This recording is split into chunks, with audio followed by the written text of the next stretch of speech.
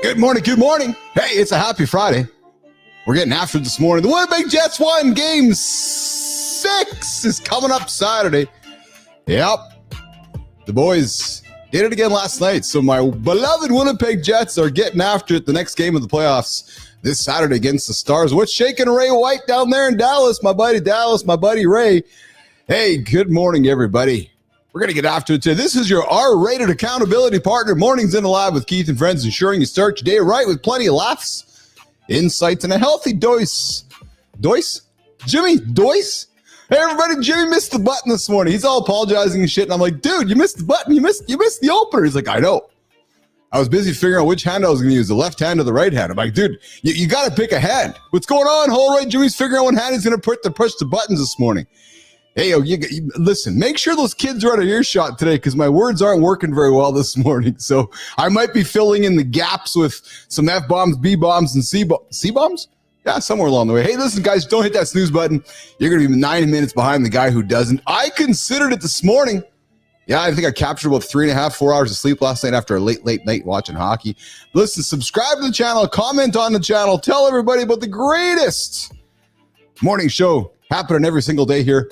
Right here on LinkedIn, YouTube, and X. Hey, we got a juicy lineup today. You ever wonder why your drive to exercise tanks after 49 years old? Well, it's not just you, and we're going to dive deep into why morning people might secretly be winning at life. You know how we hang. We hang here on mornings here in the lab every single day here. In the protein break, we're going to talk about how ultra-processed foods are all killing us. Yeah, they're just killing us, most importantly.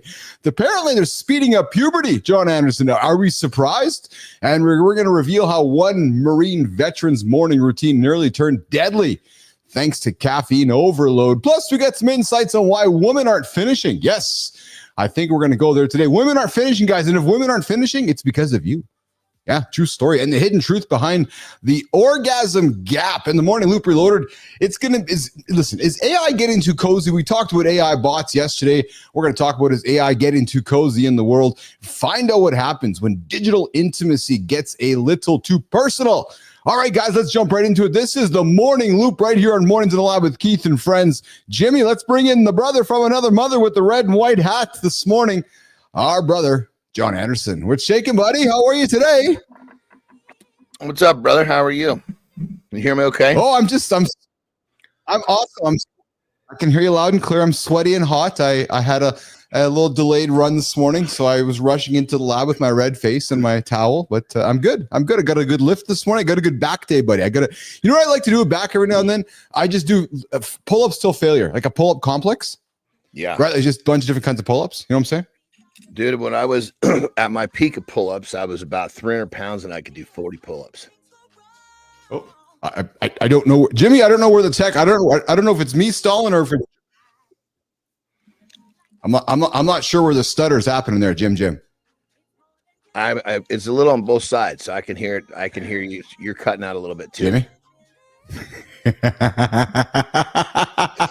Is it me or is it Johnny? Oh, it's I'm not sure, Johnny. We're seeing some stutter here. I'm not sure if it's happening on the California end or if it's happening on the StreamYard end or if it's happening on my end. I seem to be moving around here. Hey, Adam Holroyd. I'm going to check something else here. I'm just going to check something else here, Jimmy. Hey, if you can I'm checking my speeds. No, I got gigabits of speeds here. Yeah, let's keep it going for sure. 100%. Yeah, we're not going to end. I'll dump out and come back. I got you there, Johnny? I'll dump out and come back. Yeah, there you go.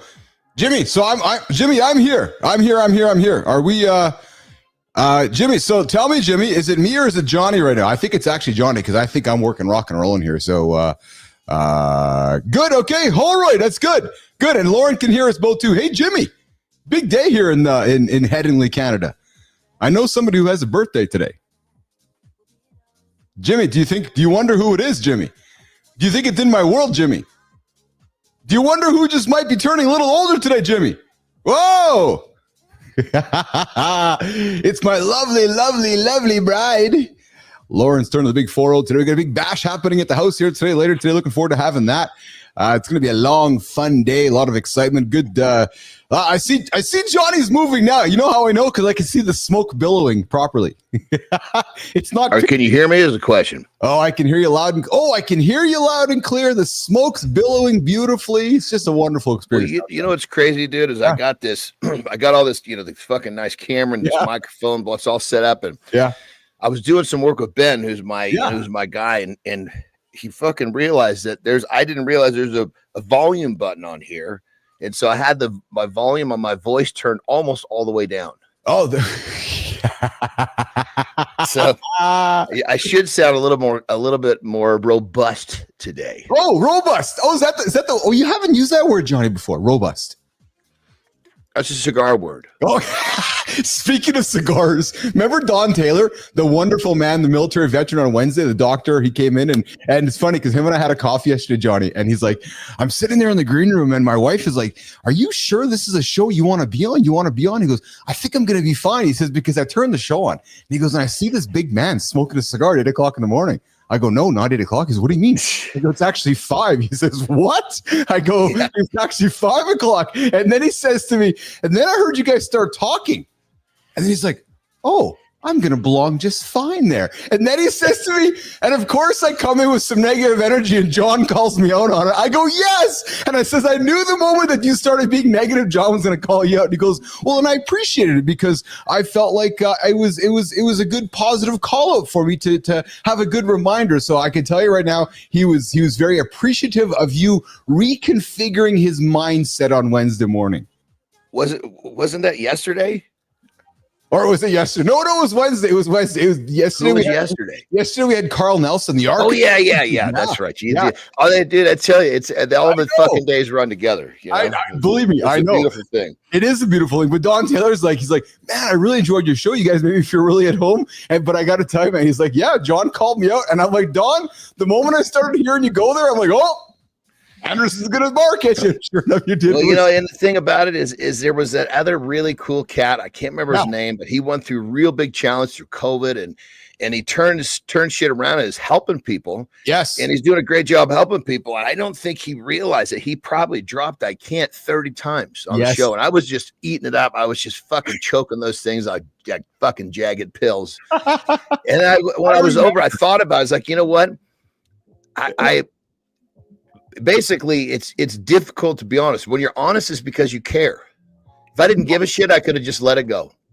Let this poor man go choke himself. It's like a boa constrictor. Pretty soon he won't just be saying it, he'll just be doing it. You know, I'll tell you, it's yesterday's reminder, and I talk to all of our guests post shows. Sometimes I forget to tell you and Marty, but I got to tell you, man.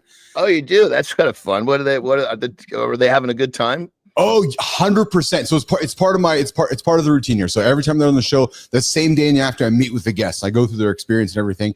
And the common denominator is how much joy they're having, how much fun they're having, how enlightening and how positive it is. But just a reminder to us, you and me specifically, and Marty, do not change who we are and don't change a thing.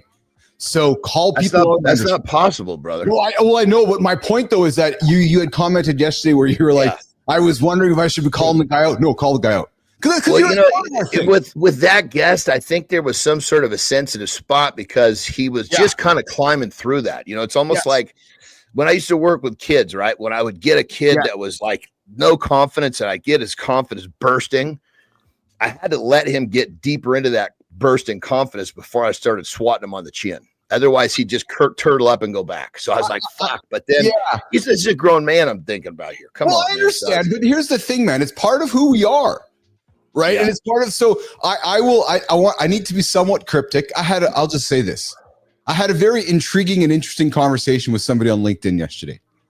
Again, very positive, invited the guy on the show, and his response was actually beyond incredible, Johnny. Sometimes I can't get over how self-important some humans think they are. Like, honest to God, like so self-important. You know it, right? And I know you're going to say, don't waste your negative energy. And I agree with you 100%. I just got to say. I love that. Don't waste. But sometimes it's a little bit, sometimes, brother, you got to let me have a little bit of fun. You just gotta let me have a little bit of fun, and I just remember, some people think heroin's a little bit of fun. Yeah. Fuck off. But my point though is that I laugh at humans that just absolutely think they're the most self-important people.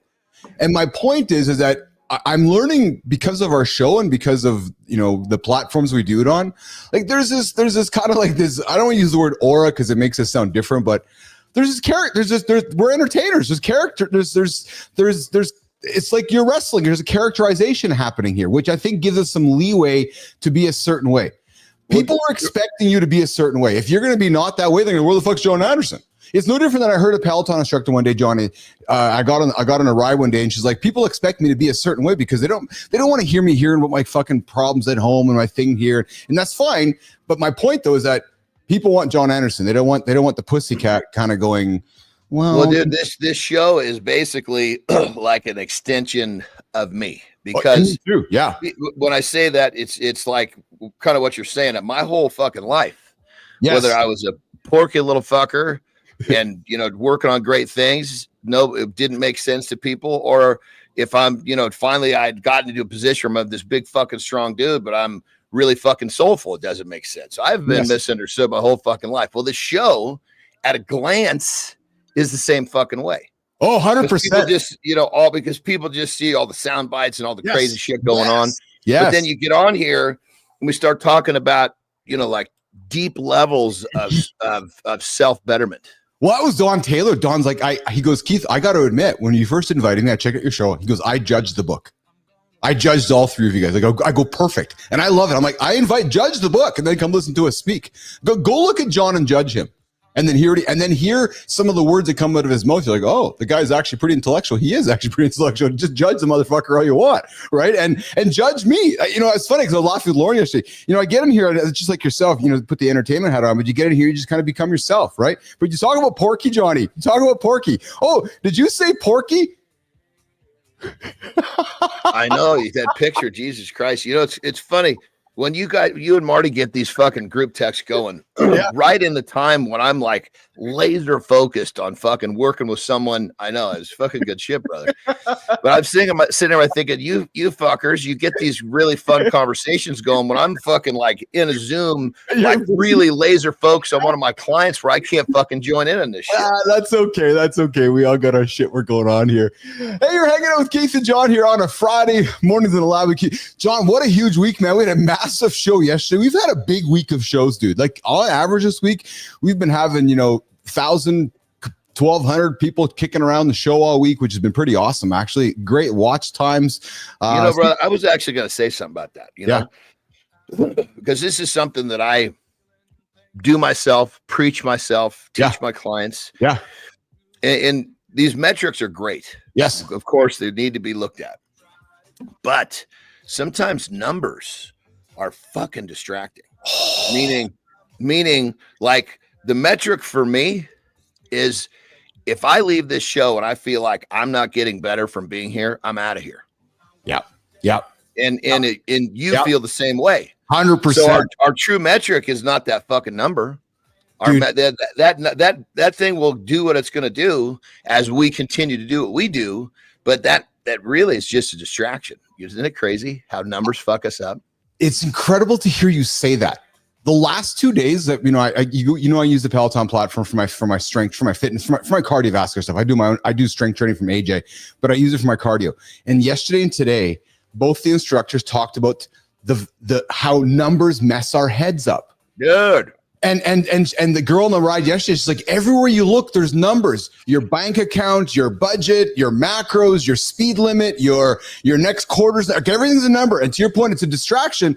And then I get on my run today, and the guy's like, hey, we're going to run an 8% incline. He's like, yeah, it sounds pretty big on a treadmill. He says, but when you're running outside, you probably don't even know. Sometimes you're at 3, 4, 5, 6, 8%. But because I'm telling you in your head, it's at 8%, it's fucking with your head. And I'm like, oh, that's actually a pretty articulate way of stating that around the number side of things, because you wouldn't know it, Johnny, until I said to you, you're doing this. You're like, oh, and then it starts fucking with your head. Well, especially like in the weight room. Yes. Like you use the thing all the time at 2.5 more pounds makes it. Well, I preach this again. I do what I preach, but here's the deal. Your fucking muscles, your body, whatever you want to call it, has no idea what that fucking number is. It gauges only difficulty. So as long as you gauge your effort, that's the true metric. Yes. And if you gauge your people, oh my God, I'm this, I'm that, and the other. Well, no shit. It's like you're trying to fucking, I can't even think of a good analogy. It's like you're trying to fucking dig for gold, but you're in a place where you're guaranteed not to find gold. You're too busy digging in your nose, Johnny. Yeah, no shit. No shit. There you go. Perfect. You're digging in your nose looking for gold. Yeah. Because the thing about it is, if you always focus on what matters, you will continue to move forward.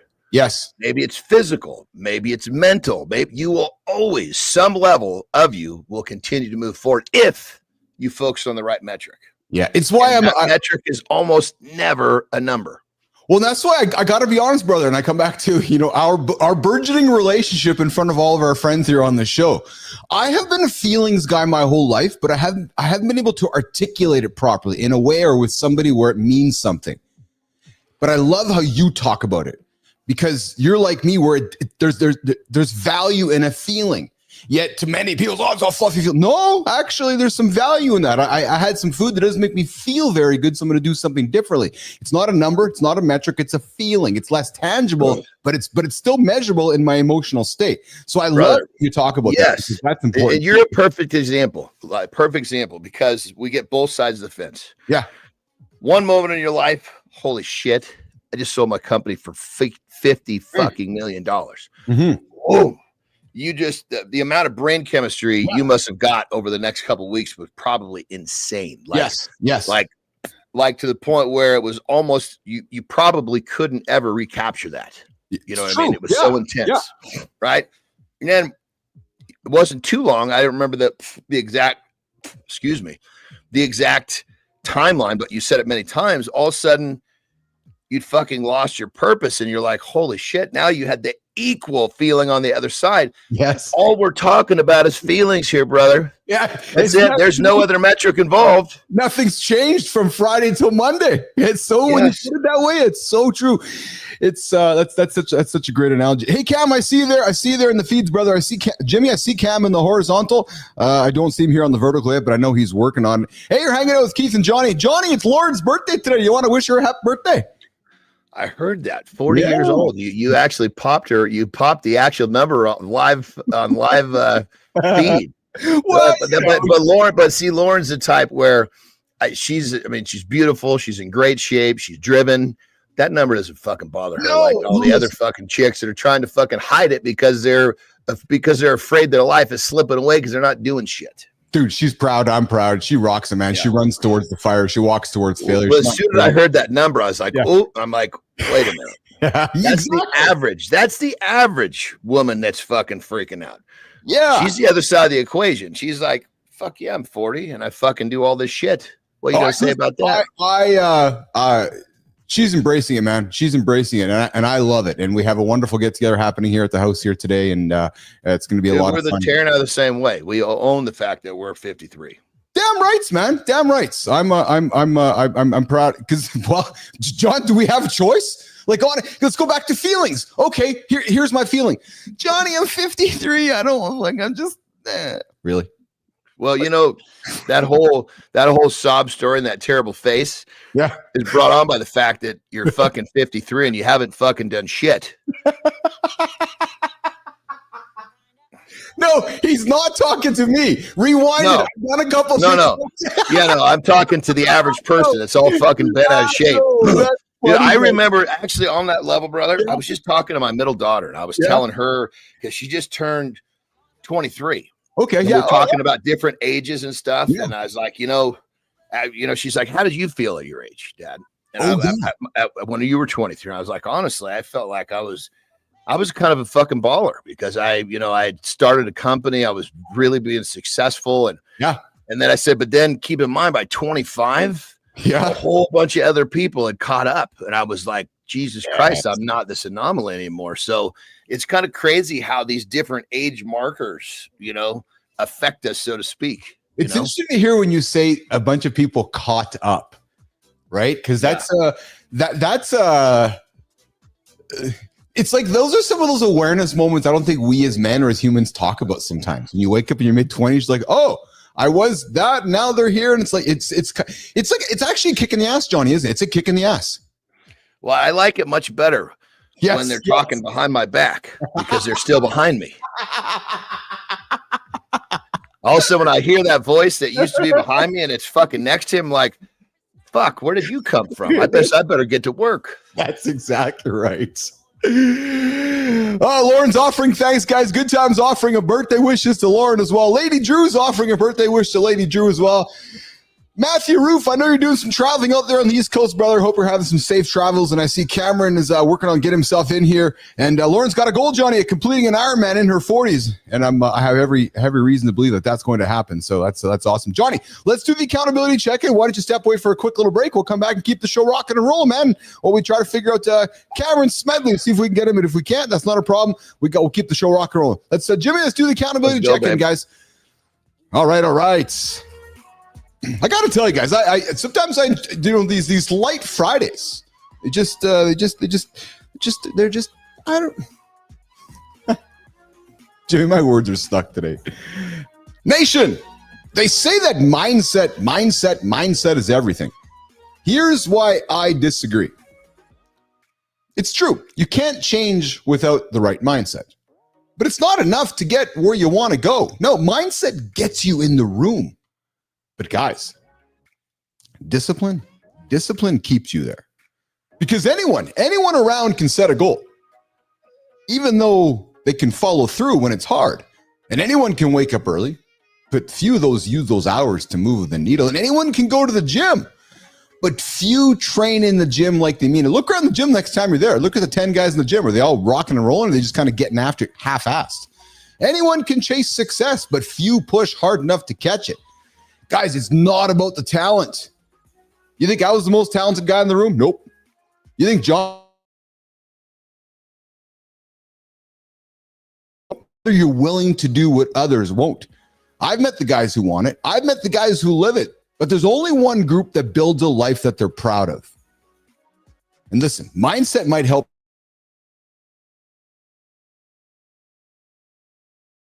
Guys, you need more follow through, more execution, discipline, habits, and follow through. That'll get you to where you want to get to. There's our accountability check-in that says mindset is everything, but discipline and habits are actually more than everything. All right, Jimmy, let's keep it rolling, man. Let's keep the show rocking and rolling here with Keith and Johnny here on Friday on the Mornings and Live with Keith and Friends. We got Cameron Smedley joining us here in a few moments. We get that technical situation sorted out. Cameron, we dropped all those instructions in your inbox there, brother. So we have those instructions in your inbox. So I invite you to check them out there. Get those 2 tabs rocking and rolling. Jimmy, I got to put something on the table here, guys, which is and I teased it at the beginning for all my fellows that are getting after this after 49 stuff and you're having troubles with exercising. Do you ever wonder why keeping up your fitness routine gets harder in your late 40s, even if your body still feels capable? Well, it turns out it's just not about the age or the time. Your brain might be working against your motivation to exercise. Let's explore some science. Let's explore some science behind this surprising shift. And guys, this isn't just about what's going on, Brophy? What's going on, Calgary? Hey, Brophy, did you catch those Jets last night, brother? How you doing today, pal? How you doing today? I know you've had I don't want to use the word challenging. Listen, I'm glad you're here. How's that sound? I'm glad you're here, brother. Come here for some positive energy. But guys, as we're aging, it's this isn't just about exercise. It's about aging smarter and understanding the neurological changes around age 49 can help us design better fitness strategies, stay mentally sharp, and age with more confidence and control. Guys, your brain shifts around age 49. Jimmy, Northeastern University, Johnny, researchers found that functional connectivity in brain regions tied to motivation and self-regulation begins to decline after age 49. I found this fascinating, actually. This includes areas within the salience network, like the insula and dorsal anterior cingulate cortex, which are crucial for prioritizing healthy behaviors like exercise. So what they're talking about is it's not just willpower. The common narrative that midlife workout decline is due to laziness or time constraints is actually apparently missing the mark. John, apparently it's biological feedback that as we age, there's less motivation, leads to less activity, which further weakens the brain health. And there's a dopamine connection. The dopamine, the brain's feel-good chemical, plays a huge role. Regular exercise, obviously, as we know, increases dopamine. High-intensity workouts in particular enhance D2 receptor intensity. But the fact of the matter is, as we're aging past 49, our brain is saying to us that we might not want to work out. And it's not always because of our lack of motivation. It's actually our brain telling us that there's some neurological changes happening. Johnny, thoughts on this? Well, I think it's just like, remember, our brain is built to protect us. Yes. And as we pass our prime, let's say, right, then all of a sudden things become more difficult just by the nature of the fact that we're a little older, right?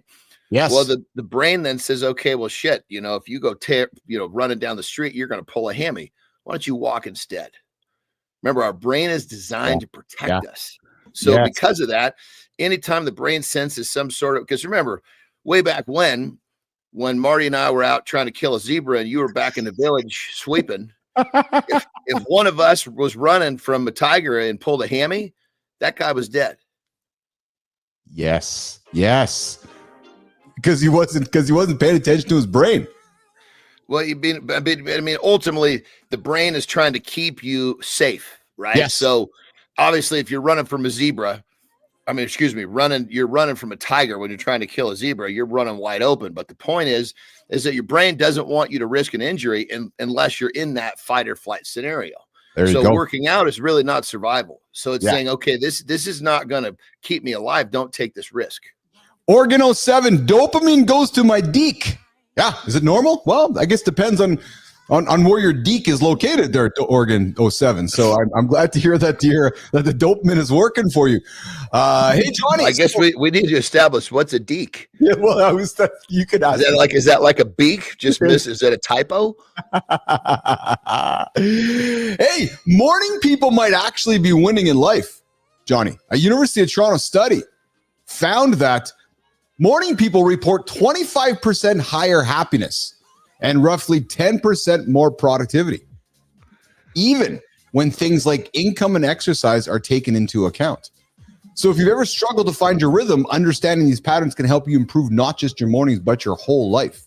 The study found a strong correlation between early risers and high reported well-being. Apparently, morning people tend to experience less, Johnny, social jet lag, since their biological clocks align better with the typical daily 9 to 5 schedule. And the natural morning light boosts that energy and reduces depression, contributing to that daily mood uplift. And there's productivity differences. There's productivity differences show that early risers often anticipate challenges better and take more initiative. And then the other thing, real quick, let's break that down real quick. Yeah. So you're not an early riser. And this is many, many people. You wake up, you fucking hit the snooze too many times. Yes. You're fucking late. Yes. You're now, boom, your bloodstream is filled with stress hormones. Yes. You're not going to be good at anything you do other than fucking running from a goddamn tiger with those stress hormones. Yeah, because you're trying to catch up. Right? Yes. You're in a position, you're coming from a place of need rather than a place of, so think about this. You're fucking late to get somewhere and you're running down the hall when you burst into the room and let's say it's a social networking mixer. Are you ready to fucking socialize? Hell no. Wait, let's play on that. So then you're there late at night. You probably get to bed. You don't have best quality sleep. You get up because that whole late concept, it's not just the fucking morning. It's your whole goddamn life. The way we do one thing is the way we do everything. It perpetuates it, right? So you get the late evening, the late morning start, and you know damn well that productivity is not going to be there throughout the rest of the day, right? So, brother, I'm telling you, when I was young, lifting weights.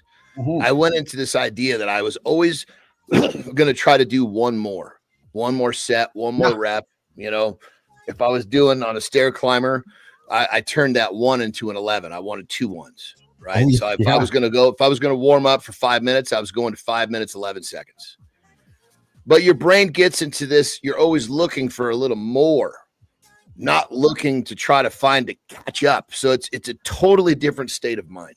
Yes. And keep in mind, your reticular activating system is programmed by what you believe is important. So I'm always looking for one more. How do I get one more step, one more this, one more that? Versus the person that's always running late, they're looking for ways to catch up. Yes. Well, again, I go back to that reacting and proactive lifestyle, Johnny. It's even back to work, right? Right. If you're a customer service person or a salesperson or anybody doing a living with customer service and you're always reacting, you're going to be frankly losing. Hey, Major 2, I see your comments there. You need to improve your health. Well, listen, what can we do to help you? My name's Keith Billis. That's John Anderson over here. We are Mornings in the Lab with Keith and friends. We get after every single day, helping guys improve their health, improve their sleep, improve their discipline, motivation. You know what I started doing, brother? I didn't tell you this. Fucking A. So I have this basically it's not as simplified as what I teach, but it's a great place for people to get started.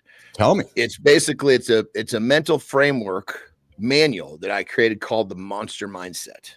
Oh yeah. And what I started doing is like, you know what? This is something that, I used to sell it, I still sell it, but I was like, you know what? This just needs to be something that people need to access. So major, whatever is major, what is it? Major 2? Major 2, yeah, 100%. Yeah. Oh, yeah. Pitch it, brother. Go on my Instagram and just basically say mindset. And I'll know what you're looking for. Just say, I'm looking for the mindset manual.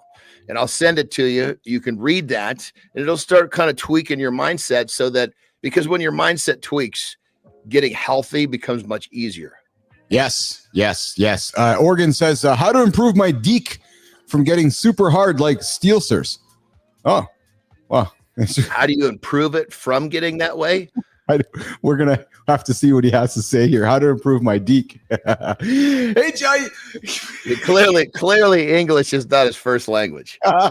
Hey, today's show is I went meat free for a week and here's what happened. And let's talk about that for a little bit of time here. I tease this out. You went what week? You went what for a week? I went meat free. And so when the fuck did you do this? So I'm going to play a little bit with this actually. So it wasn't a number of years back, frankly, and I certainly experimented with reducing some meat from my diet. And what I did was, it was actually, frankly, Johnny, around the time when Beyond Beef and some of the fake stuff was kind of hitting the market, right? Yeah. So it would have been in my early years with Lauren here, and I was I'll be honest, I was eating so much red meat for a while that I felt like I just had to stop for a while. I was just I was sick and steak and everything. And I was just getting, I know you're like, how can you get sick of it? My buds were kind of just messed up. So I took a break and I was eating more of the Beyond. Even you can get sick of too much chocolate cake, even as a fat kid. Yeah. Thank you. Thanks for supporting that. Yeah, no, I get it. Yeah. So I was like, I got to take a break. I was just crushing salmon and beef. I was living off tenderloins and salmon for the longest time. I was like, I just got to take a break from it. So, as I was starting my life with Lauren here, I stepped away from meat for a while, and I focused very much on the Beyond Beef stuff. And I remember for a while she was making us burgers with Beyond Meat, Beyond Beef, whatever it's called. Yeah, I think I'm not sure, but I think there's a lot of shit in that stuff. That's why I want to talk about it. So I cut meat out of my diet for a while, and I'll tell you what I noticed. I tell you what I noticed, that when I was going to the toilet, Johnny, I was shitting a forest, just shitting forest constantly left and right, because it was everything else that wasn't meat, right? And I tried it for a while, but I will be honest, I didn't really like it. I missed it. I missed the meat. I missed the chicken. I missed getting the ground beef. I missed the texture. I missed the proteins. And I'll go back to the word feeling. I miss the feeling of how I feel satiated after eating meat. So let's compare it to your training. There are probably days when you get sick of getting on that fucking Peloton, but it's really not about, you're eating that meat. Of course, there's some enjoyment, but you're eating that meat not for the immediate, gratification. It's, I know if I do this, I'm going to be a better version of myself. All the micronutrients of the shit in that really help you as a high performer.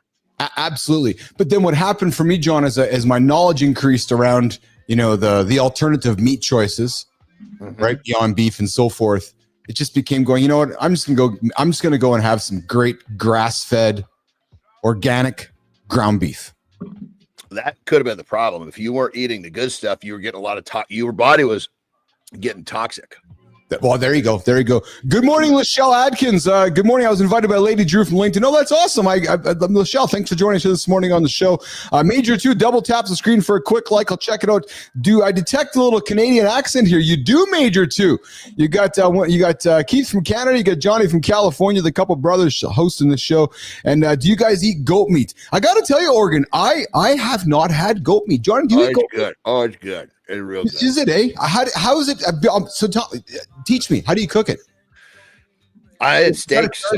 I just cooked it like a steak. Okay. Yeah. Yeah.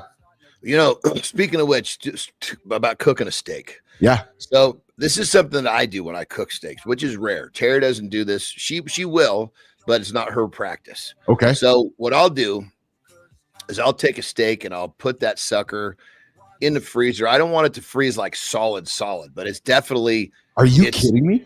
Yeah. Well, here. So basically, I get it pretty cold. Not like it's like rock solid, but it's been in there for a while. Yes. I pull it out. The outside, of course, starts thawing out first. Then I'll take a big fork and I'm poking all the holes so I can put the rub in there. Then I get the searing burner just scorching hot, right? Yes. And then I basically put that on there and just burn each side. So I've crusted the steak, right? Yeah. But the middle is fucking still cold as a motherfucker. Kidding me? Oh man, does not get any better than that. Seriously? Oh, you got to try it. Cold. I've actually had it where I've had to like leave the center to thaw a little bit because it was still a little frozen in there. I couldn't chew it down. I was like, I'm going to choke on this fucking piece. I'm glad you. So listen, let's go here. This is awesome, man. You bring up steak. Well, I got to have some fun with, if my mom's listening, she's not right now, but I got to tease her a little bit later. Johnny, my mom going to a steakhouse. Here's how she orders steak. Because I got this thing here. I got a fun discussion for us this Friday. Things you should never say at a steakhouse to a chef or your server. So my mom goes and orders steak. Yes. Can I have it medium, but cook it a little well done? Do you want it medium or do you want it well done? So can you cook it medium but just make it a little well done in the middle? Well, wait a minute. What the hell is that, Gladys? Right? That let my brain went to this weird spot. Yes. You know, when you're young and you're trying to get a piece, but you're trying to respect the woman, it's a hard thing to do. You know what I mean? Because you need to listen to what she says. Because sometimes she's saying no, but she's really saying yes. Yes. And other times she's saying no, and she's fucking meaning no. Oh, It's like her saying, you know, you need to stop giving you that hard no, but please put it in. That's it. Jeremiah. Whoa. just the tip, Johnny. Just the tip. Yeah. I would oblige the tip, but it's the hard part to understand the hard no and then the yes all put together because they don't belong in the same sentence. Oh, if you put those in two different sentences, they would make sense. There you go, dude. Speaking of the tip, I'm always looking for content for us to discuss in the show. Well, I was on the old X feed yesterday, and I'm gonna bring it. I gotta find it. I'm gonna bring it on the show. I got an awesome little video of a woman showing a man how to bring a woman to orgasm with the fingers. It's the proper way to do it. That's a nice little tutorial because there's no better way. Yes. You know, we would need to show, especially it's individualized too, to a certain extent, but a man could show a woman how to jerk us off much better than it's the same thing. Exactly. Yeah. So I got a video I'm going to bring out. I think I'll drop it next week, but showing men how to properly bring a woman to orgasm with their fingers and even make them squirt. So, but hey, I want to talk. We had to go to Seymour Butts to see that shit. It wasn't available on X feed. Aren't we plural today? Keith and Johnny had to go explore Seymour Butts growing up. As soon as I said Seymour Butts, you popped. There was no question about what I was saying. It's like I could have said George Washington, and it was the same. It was the same thing. You knew exactly what I was talking about. There's certain names that you grow up with, Ron Jeremy, that we grow up with that we just. see your face as well, right? You're like, oh yeah, I recognize that one. But hey, let's stick on steak. Ordering steak can seem straightforward, but behind each cut lies some culinary expertise, and there's chefs that carefully select and prepare each dish.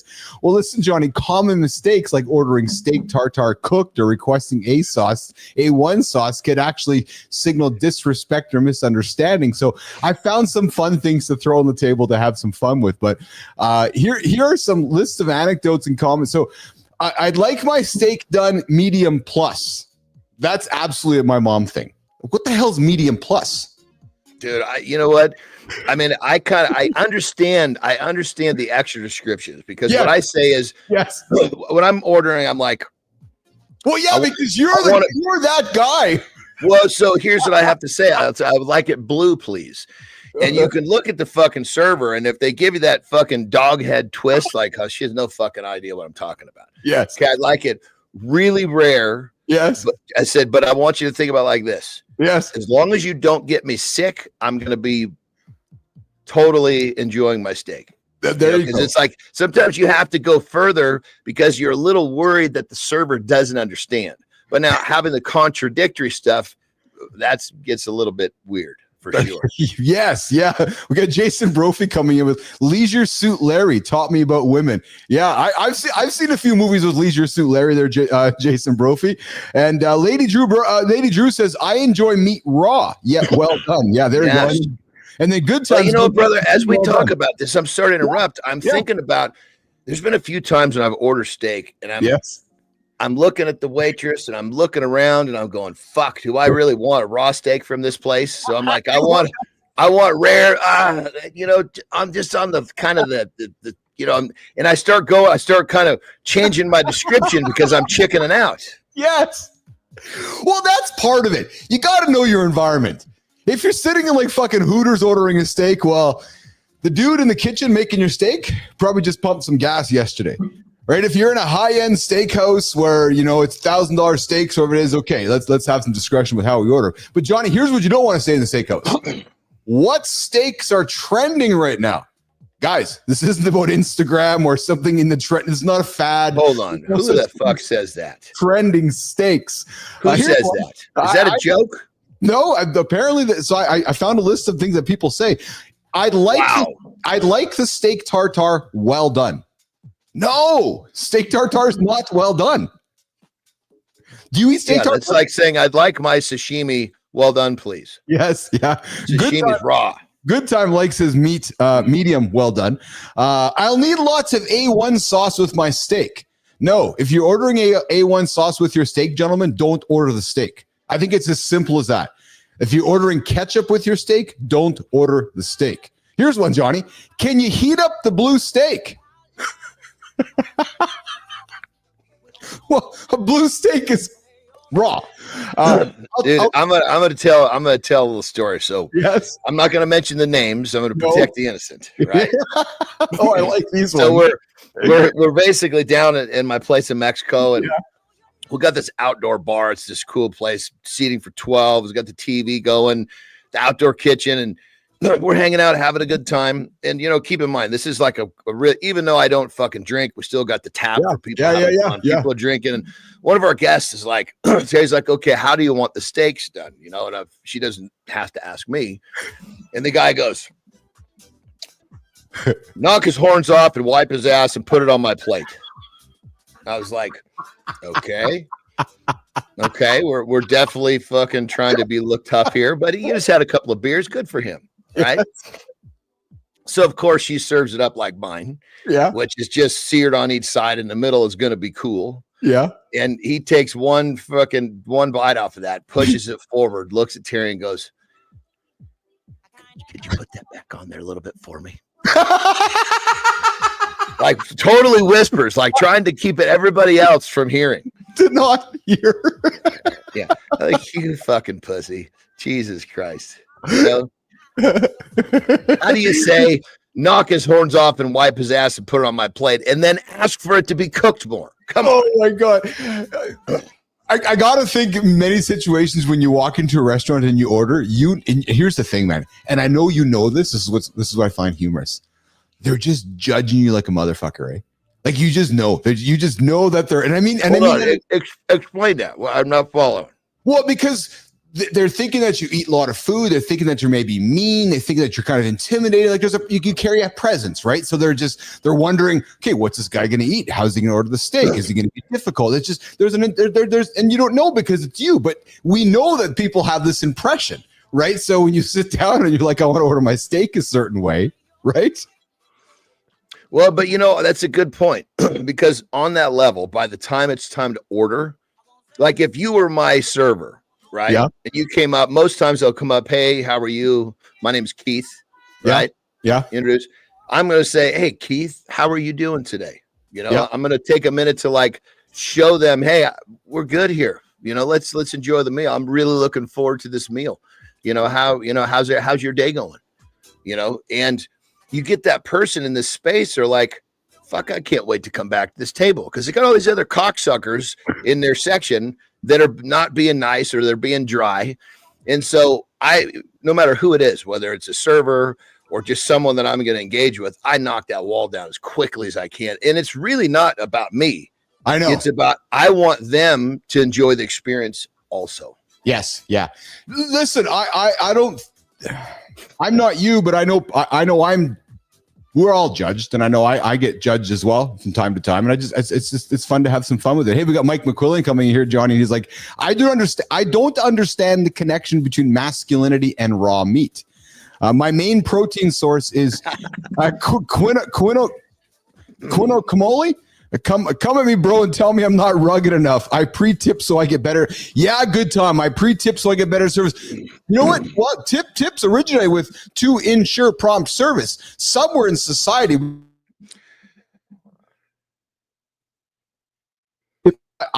John and I've talked about it before. I like tipping in advance to show somebody that I'm here and I mean business and I want them to take care of me. You know what I like? I kind of like the flip side. I like to give them a nice warm environment. Yeah. I like them to show them that they can come to our table and they're coming for the positivity. Right?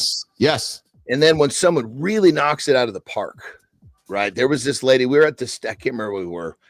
And this lady comes up and I did what I did. And she's like, hey, I just got to tell you, we're short today. So I've got a couple extra tables. So please forgive me if I'm running late. I'm like, hey, whatever her name was, Linda, don't sweat it. We have no timeline. We're just hanging out here. So thank you for letting us know. And she was just busting her ass. So in that case, I'm going to tip the same amount of the dinner. Yes. And then, because at that point, I know that person that's busting their asses is like, okay, this was a great experience. And what's really cool is a lot of times they'll come back and they'll say, I can't thank you enough. Oh yeah. I needed to buy my whatever it was. I needed to do this. Cause if you're kind of at like a lower rent place, if you will, a lot of times those waitresses, they fucking need that money for something.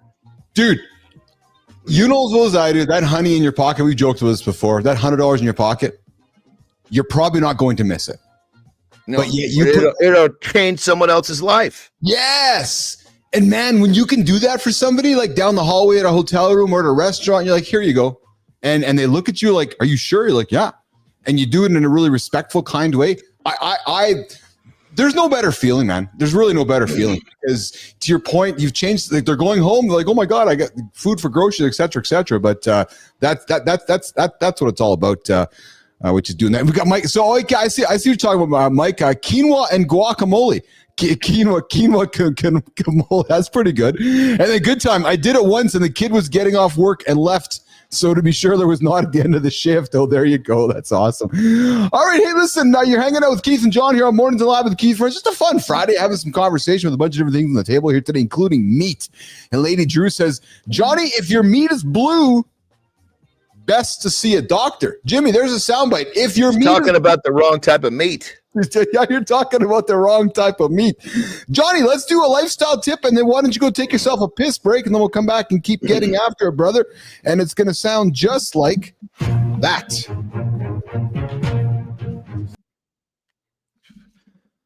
So kind of going off what Keith and I were talking about a minute ago. We talk about tipping somebody, giving somebody $100 bill. here's what you got to realize. Doing something like this actually makes you feel better in many cases than it will change that person's life. So when you're doing something nice for someone, that's just because. Don't look at it as a charitable event, like you're doing something for them. Flip the script. You're actually doing it for you, because you do it because it makes you feel good and it might change their life. So try to remember that when you do something nice for somebody, just kind of out of the blue, that you're the beneficiary also. And it really helps you frame this stuff in a way that makes you want to continue to pay it forward. And if we all thought this way, we'd be living in a different place. So that being said, just remember, when you do something nice for someone else, it's not just for them. It's for you too. Rock and roll. Dude, do something nice today, guys. Johnny's going to step away for a quick little piss break, and we're going to come back, keep the show rocking and rolling. Guys, listen. As you know, we've been hanging out with a fellow on the show here a lot recently named Matthew Rufy. Rufy's out there on the East Coast here, and he's joining us to help contribute to the business side of Mornings in the Lab with Keith and Friends and the Business Athlete Performance Lab. And Matthew's a big fan of kindness, uncommon kindness. And looping back into what Johnny just said, kindness costs nothing, you guys. Kindness costs absolutely nothing except a little bit of energy, a little bit of intention. But kindness can actually change somebody's life today. So if you're in a bad mood, you know, I would invite you to maybe consider being kind to somebody and watch how that comes back and pays forward for you. That kindness is going to make you feel good, going to make the other person feel good. And it could be a simple please, could be a simple thank you.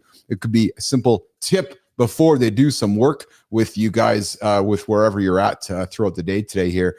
So how a Marine veteran's morning routine almost killed him. I got something along the lines of the hidden dangers of caffeine overload. Guys, I found a story here, and you know, we talk often about caffeine. We talk about pre-workout stuff and so forth. Well, there was a 42-year-old Marine, and I know Johnny can hear me right now, so I'll be interested to hear his comments when he comes back from the old pisser. A 42-year-old veteran Marine nearly died. Yeah, true story, unfortunately. After mixing pre-workout 500 milligram caffeine with a morning coffee, highlighting how energy Americans' caffeine dose since 2010. And there's doctors that are warning that exercise amplifies cardiac risk when caffeine exceeds 400 milligrams in a short window. And this article talks about how this fellow, got after it and went into cardiac arrest because he essentially had too much in his system. So what we might want to do, guys, is just have awareness. And listen, I'm not telling anybody to do anything. Go talk to doctors, go talk to licensed people, go talk to nutritionists, go talk to John Anderson. But I think the key point here is we got to be reading our labels, right? Be reading our labels. You know how much caffeine we're throwing, know how much pre-workout we're throwing into our body, and have that awareness as we're consuming pre-workouts, caffeine and so forth. Jimmy, I'm just having troubles with my words today. I think that might be a symptom of less sleep. There's something that I'm kind of curious about. More sleep equals more words in my vocabulary. Less sleep equals sometimes just fumbling through the words. We got Lady Drew coming in with, it's about showing appreciation. Yeah, it's about truly showing appreciation. Think about kindness. Yeah, does the kindness make my words happen, Jimmy? Assisting others can assist the one that is assisting another. That is so true. And good time. Those energy drinks are no good. Johnny, comment on this Marine here who went into cardiac arrest because he just had too much caffeine pre-workout before his workout.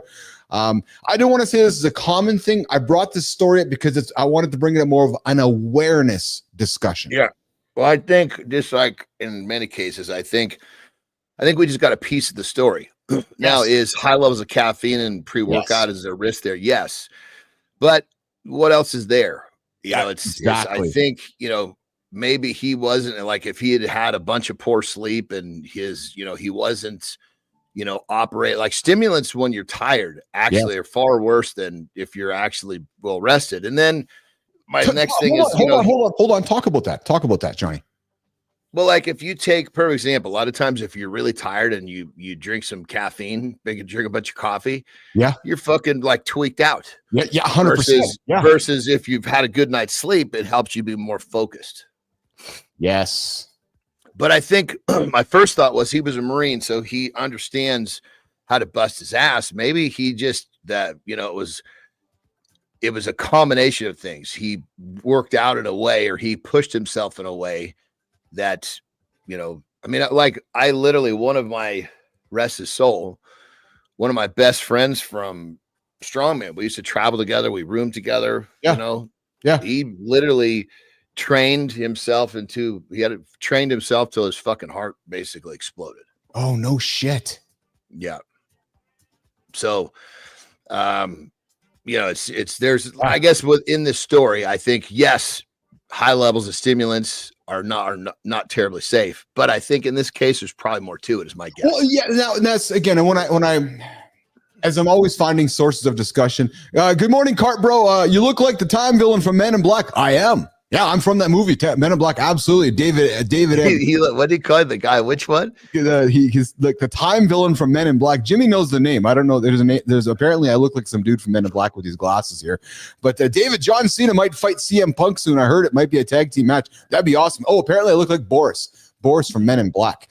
Hey Johnny, so I want to close this comment here. I find conversations and articles like this as much just to create awareness. Totally. Right? If it's conversation. And if it's happening to somebody, it might happen to somebody else, right? And you're thinking, hey, maybe I heard something on the show here today. I'm going to the supplement store. I'm going to take an extra second to read the ingredients. Okay, great. And if that means that you're like, I'm going to choose this one because something I heard today, great. Or maybe you're going to your doctor, you're doing a little bit of research, but that's the whole point of this stuff here as well. Hey, Johnny, so I got something for you. And I want to ask you a question. How do you feel when you see, children, adolescents, overweight, obese, large and in charge, and just you can see that their parents are failing them? How does that make you feel? When you say large and in charge, I'm assuming that's not a positive portion of your description. Sorry, that was a wrong choice of words. Okay. Yeah. I look at the parents and I think, I know, what the fuck is wrong with you? Yeah, go there, go. Yeah, because I mean, kids are like, think of like this. It's just a series of learned behaviors when they're young, and from the parents and people around them. It's the people around them, and when they're really young, they're really only exposed to the parents. And I can't remember what the statistics are, but in the first X amount of years of a human's life, there is more information uploaded or downloaded, whatever you want to call it. Yeah. And morning, Jay. You gotta ask yourself a question. Are you teaching your kids shit that they're going to actually carry forward into their lives that's going to help them? Or are you teaching your kids shit that is going to fuck up the rest of their lives? Well, I got one for us to chew on. It's going to get both of our blood levels high in a fun conversational way. Dude, a new study finds that children consuming high levels of ultra processed foods and sugary drinks are reaching puberty earlier than ever, with girls getting their first periods about 5 months sooner than peers with healthier diets. Now, that may sound like a small shift, but it carries massive consequences. And, the seemingly small dietary detail can ripple out to major health outcomes. Like early puberty is tied to increased risks of obesity, diabetes, heart disease, and even certain cancers. And John, like yourself, I see kids sometimes and I look at them, and I got to be honest here, up in our country here, there's, I'm just going to leave that alone here. We have certain parts of our population that are underserved, and you look at them and look at some of our folks, some of our underserved population, and I want to be good with my words. And I cry because I'm like, man, they're not moving in a direction of no obesity and no diabetes. Like they're just walking towards death. Yeah, I mean, when it comes down to it, as much as I don't like to say or believe this, if we fast forward, say 50 years, the elites are going to be eating real whole organic food. Everybody else is going to be eating all this fucking processed shit that keeps them from being happy, healthy, or even procreate. Oh my, yeah. I hear you. Because the processed food is so fucking cheap and it's so fucking addicting. It's not even food, actually. Maybe, Johnny, we need to be rethinking that word food, right? Because when it's so processed, how do we call it food in many ways, right? You got Mike McCullough. I guess we got to define the word food. What is the definition of food? I don't know. That's a great fucking question. Yeah, well, I go back to because it's something you eat. I mean, fuck, you could eat a piece of fucking cat shit if you wanted to. Doesn't mean, I guess, is that considered food because you ate it? Dude, if you go for communion, the priest serves you a piece of cardboard. Is that food? Right? Yeah, I mean, fuck. I guess it'd be interesting to find out what the definition of that is. We got Mike McQuillan, and here's Mike McQuillan. What's going on, Peyton? Boris, I am here. Boris is here. Peyton, thanks for joining Mornings in the Lab with Keith and Friends. I'm your host, Boris from Men in Black, with my buddy John Anderson, my wrestling buddy from another mother. Johnny. I got something. So check this out. I wanted to tell you in the beginning. I don't know, something in the beginning just got us. We're having too much fun. Yeah. So often when I take my nap, I have these like crazy, like, I don't know, epiphanies, clarity, whatever it is. And I wake up and I'm like, whoa, okay. Because I think my nap is almost as a form of meditation because everything slows down. Yeah. And I don't know that I ever go into deep sleep. So I'm just kind of hanging out with my subconscious, which is it's a locker of our fucking information. Yes. And I wake up and I'm like, okay, what we need to do with our habit stacking, we need to make it very applicable for people. And we need to start it earlier in the day. And it needs like we've done some good ones, but think about this. Everybody brushes their teeth. Excuse me. Brush your teeth, do something positive. Let's start keying on those handful of things that everybody does in the morning. Yes. Because those are all early triggers. And if we get them out of the gate with something productive, it's so much easier to continue. Yeah. For example, like the email, maybe somebody doesn't check their email until 10 o'clock based on their job. Well, that's 3 or 4 hours of wasted time that we could have put them into a better mental space if we attacked something early. So I think let's keep that in mind. Let's try to make those habit stacks. Let's load as much as we can in the beginning of the day. And of course it's going to it'll start going deeper. Yeah. Let's start in the front. What do you think? I love that. And I'm glad you brought that up because actually I had habit stacks up here coming up here in our conversation in a couple moments, but I'm working at this and I'm with you. And because I want us to continue owning the mornings. And if we can be known as giving folks the habit stacks in the morning to get their day started, I go back to that, brother. I go back to the dude that showers with his guitar, his guitar paper. Like, that's just brilliant to me, man. Does he shower in the morning or the evening? We didn't ask him. I think it was the morning thing. I swear it was the morning thing. So the guy's 70 minutes ahead of everybody else by showering in the morning and learning guitar. So Nation, you guys didn't hear, Keith and Johnny are big fans of habit stacking. This guy goes for the shower, for a 10-minute shower. He takes his guitar instructions, tapes it to the door outside of the shower on the glass door. And while he's showering, he's reading his guitar instructions for 10 minutes and he's learning new chords. And every single day he's getting 10 minutes ahead of the guy that's not. That's the ultimate habit stacking, Johnny Anderson. Well, and I agree. And here's the thing,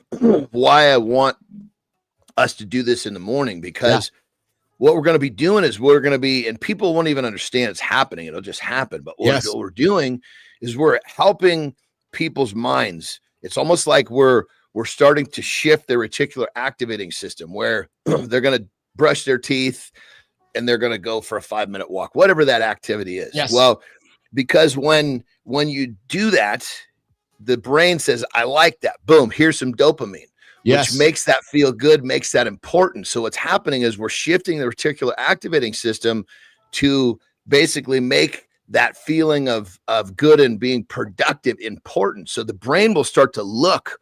And if we do this early in the day, it'll become habit. It's neuroplasticity. Because the more that you do something, it's like, what does Joe Dispenza say? Fire and wire together. So the more something fires, the more it becomes hardwired.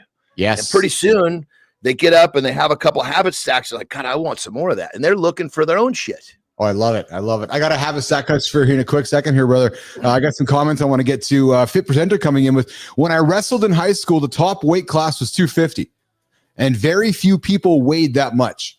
Now it's 285 and every team has at least one kid at that weight. Think about that for perspective. That's fucking crazy. Right? That's Think about that for perspective. right? So in however many years that was, the lowest weight class, the top weight class went up 35 pounds, Johnny. Dude, 35 when I was pounds. wrestling, it was anything over 191. Oh. Yeah. You were heavyweights if you were 192 pounds. Man, then we got Cartbro coming in with, wow, not surprised. Graduated 3 years ago. Say something definitely happened in 6th, 7th grade, and we all started hitting puberty hard.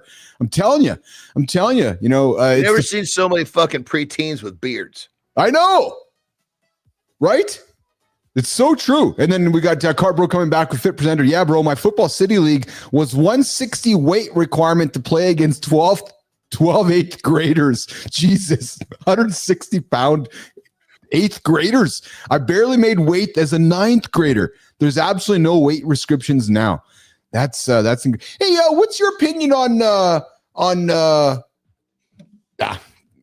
not for the show. Let's go to habit stacking actually. I don't okay. I'm dying to know what the hell was going through your mind, but transgender athletes, a transgender wrestler who's now a female's become a man. Do they belong? You know, I think when it comes down to it, if a person, let's put sports away. Sure. If a person feels like he's really supposed to be the opposite sex and the decision is made for that, that's where they should be signing up for sports. But if someone is making this like, holy shit, there are too many situations where someone's taking advantage of competing as a female when they actually have the male plumbing, if you will. Yes. So I think what makes it screwy is people taking advantage. You take that away, then I think the issue becomes much less, I don't know, toxic. Well, that's where I see it as well. So I'm glad you said that. Actually, I didn't know you were going to say that. I'm glad you said that because I think I don't know if I have a problem with it, but where I do have a problem with, where I think I see somebody trying to game the system because I can win over there. I can have an advantage over there if I go and become a different sex. Now I'm going to go and dominate. No, wait a minute, really? Well, and I think a lot of it comes with coaches because I'm not going to put anybody in front street. No. But I know that in the strength world, there's been a number of people who were basically, transgender, and a coach saw them as like, holy shit, as a female, we can break every world record on the planet. That's kind of my point there, which is it's taking an advantage in a gap and going, let's get after that right there. Well, right? And there was a dude, I can't remember his name, but there was a big documentary, and I didn't follow him after the documentary, but bona fide fucking stud. I think he might even have been like military. I don't remember the story, but I remember he had a couple of boys and he was a bona fide stud. I think he was in the strength world. I think he was a power lifter, like fucking world class. And he literally he was dressing up like a woman when nobody would see. And he came out. And I don't believe that he tried to cross over and compete as a woman. And that to me is fine. Yeah. Interesting. We're going to do habit stack here in a second, Johnny. But before we get to that, John, there's an orgasm gap between men and women. We've had this conversation before on the show, but why women aren't finishing? Why is it that in so many heterosexual relationships, one partner almost always orgasms while the others don't?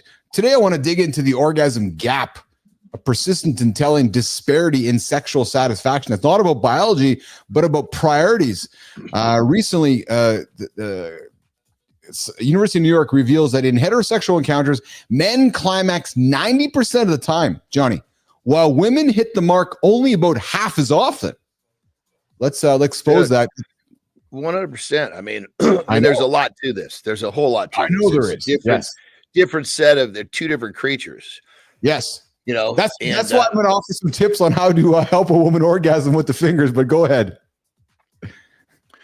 Well, I was just going to say, I mean, it's like, I guess it's just like anything else, if you're not committed to learn how to do something, because, in many cases, 100%. I've had females that were like really, really hard to get them to have an orgasm.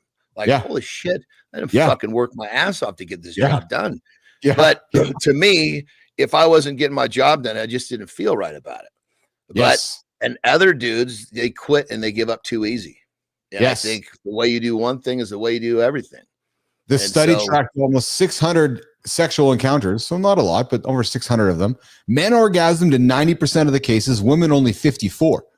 And not biology, but priority. The gap virtually vanishes when women masturbate. Johnny, when women masturbate, up to 96% orgasm rate. And lesbian couples report even higher satisfaction. Evidence that the issue is relational and cultural, not always physiological. Right? So if you think about it, heterosexual encounters often emphasize, and here's the reality, guys, and guys, here's the reality that, I'm going to offer we want to try to change. Heterosexual encounters, and I know Johnny's going to agree with what I say next, often emphasize male climax as the end goal, leaving female pleasure as optional secondary. I'm going to invite you to think about the opposite. Let's welcome our female partners to that end goal, not optional, gentlemen, not optional. Let's get our female partners to that end goal. And then if everything's in place, we work on it. Brother, 100%. When Terry and I are doing our Terry time, our life expectancy work, especially if it's,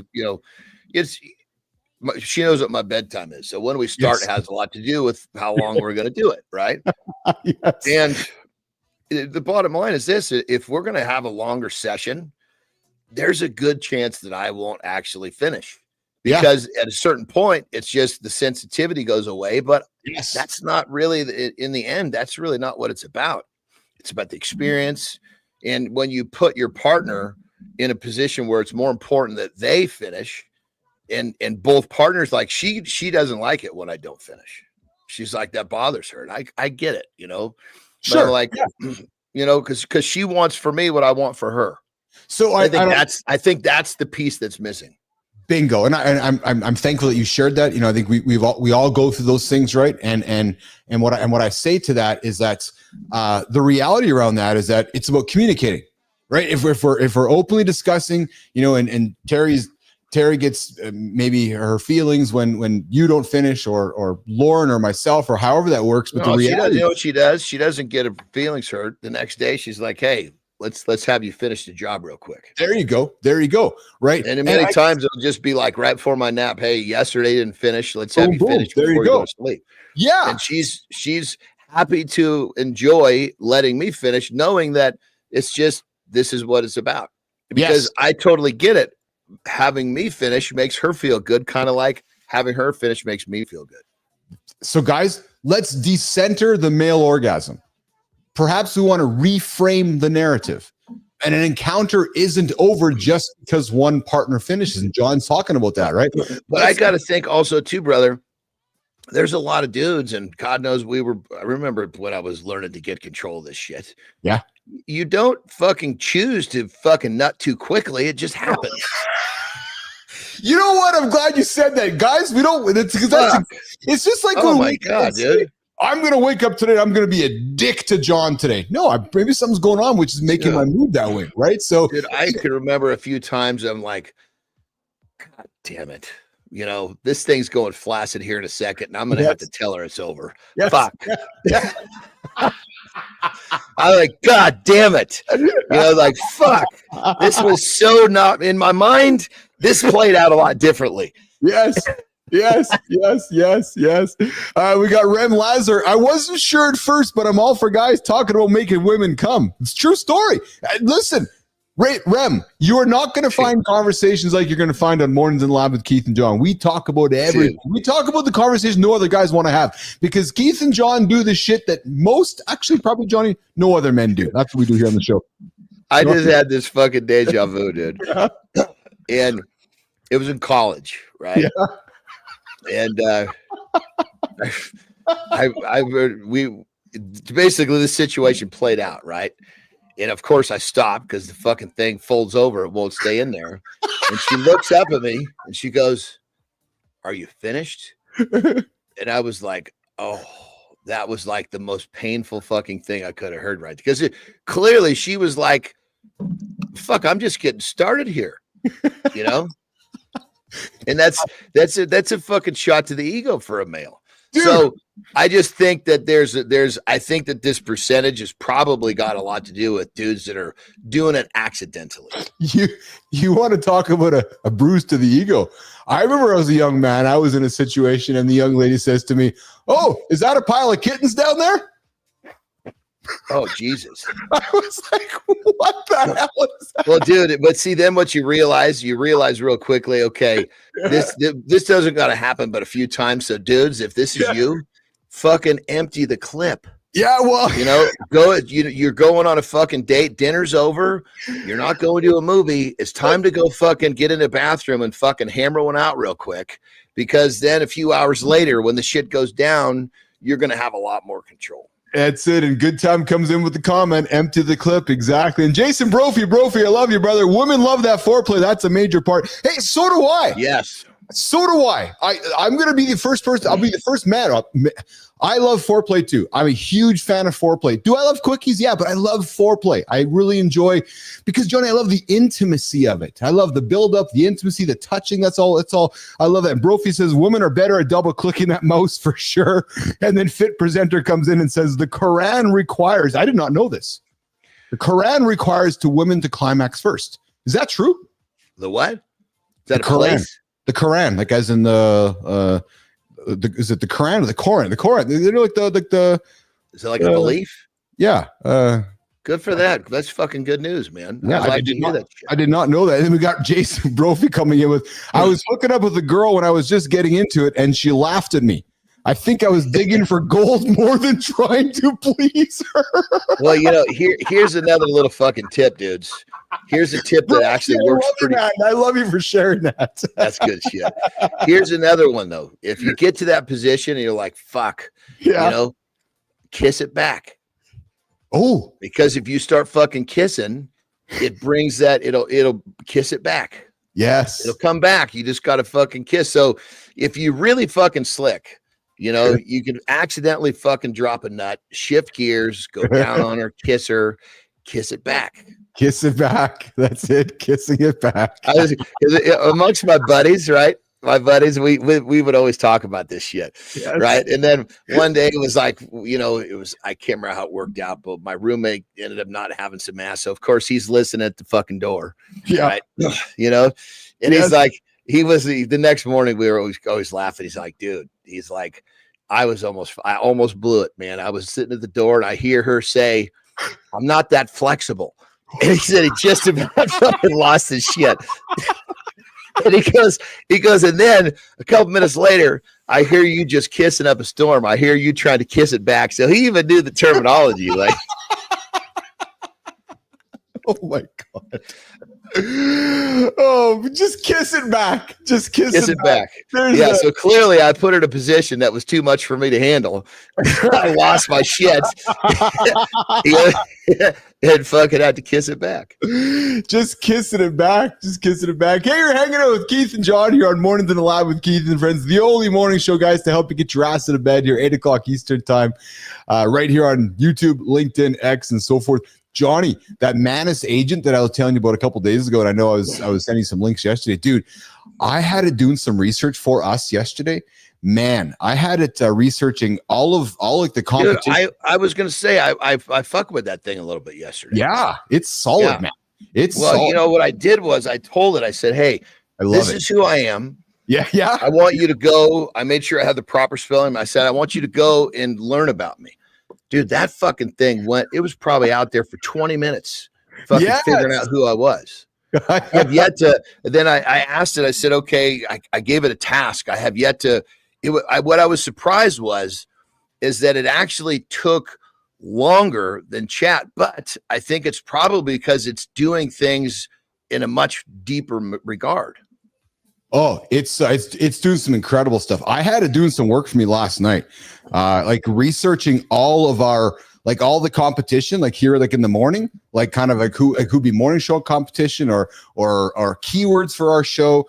So what I can tell everybody listening is that, the words, the content that we're continuing to create is very intentional because of the gap in the market for the kind of conversation we're having, and underserved in this 35 to 54-year-old male demographic. Johnny, let's talk some habit stacks before we wrap up today, brother. I know I got you for a few real minutes. quick. I was just going to say, dude, every fucking time somebody doesn't show up, it's a fucking better show. Oh, hey, so these motherfuckers slow us down. That's Jimmy's comments here too. He's like, don't wreck the vibe. So yeah, I mean, Jesus Christ. You know, it's like if someone can't come in here with all fucking guns blazing, I got to kick them out. Yeah. I'm gonna say, look, listen, Joe Schmo, you got about 90 seconds to lay down some shit. I know. Or fucking pack it out. Come back when you're ready. I hear you.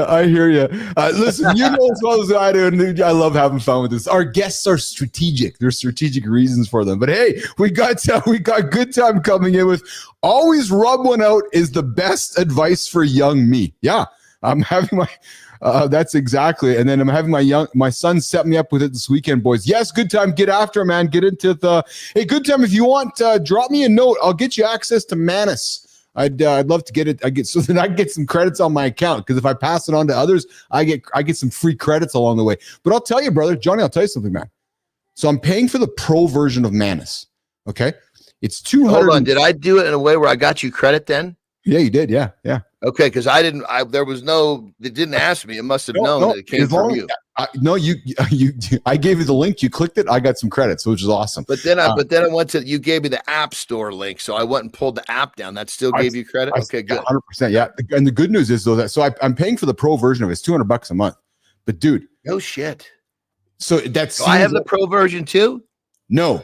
But you can. So you have the free version. There's a $50 version, a $200 version. So I bought the pro one because I wanted to see some of the capabilities. But what's blowing me away, like so to some $200 a month for a subscription is a lot, and I can respect that. But when you allocate that $200 to somebody's $1,000 or $2,000 or $3,000 salary or $4,000 salary, and you look at, like, dude, I got some work done last night. In about 30 minutes, that would have taken me in the past. Yeah. Having a person do research would have probably cost me thousands of dollars in 2 weeks. Yeah, this is not a toy. This is a tool for business. If you just want to fuck around, this is not for you. Yes, exactly. And here's the thing: I laugh with people with AI, and I don't mean this. I'll just let you guys all kind of arrive at your own conclusion on this. I walked into a room of humans, and I can either go hang out with the free dumb guys, or I can go hang out with the guys who have more knowledge, but I got to pay them $200 to stand next to them. So I'm just saying, because I know a lot of people go stand. That's the fucking world we live in now. That's why people hire coaches. I know, but I know a lot of people standing next to the free dumb guys wondering, how come I'm not getting smarter? Well, I don't know. Well, because you fucking surrounded yourself by people who are no better than you. Thank you very much. All right, a habit stack, Johnny. This one's a confusing one. That's why I got on the table for you to simplify for it. And maybe this one doesn't work. And I will admit here. So here's the truth, actually. Here Nation, here's a true story about entrepreneurship and progress in action instead of perfection in action. Keith and Johnny have been talking about habit stacking for a couple of weeks now. And I could, guys, I've been playing with this for a couple weeks, and I could have waited for perfection to find, okay, Johnny, I'm ready to do this. But Johnny would have said, Bill, fuck, man, just start doing it. Just start doing it. We just got to let's lay something. Perfection is fucking bullshit. I know. Perfection is basically procrastination in disguise. Yes, progress, process, fuck the perfection. So my point, though, guys, is that this habit stack habit is a work in progress, and it's going to continue to be. So, Johnny, I got one for us, bro. I got a funny, ridiculous one. Lady Drew, enjoy your day, Lady Drew. I always enjoy having you on the show, and I'm really grateful for the time that you choose. And here's the thing, just quickly before we get to habit stack, guys, you guys all choose to spend your time with Keith and John.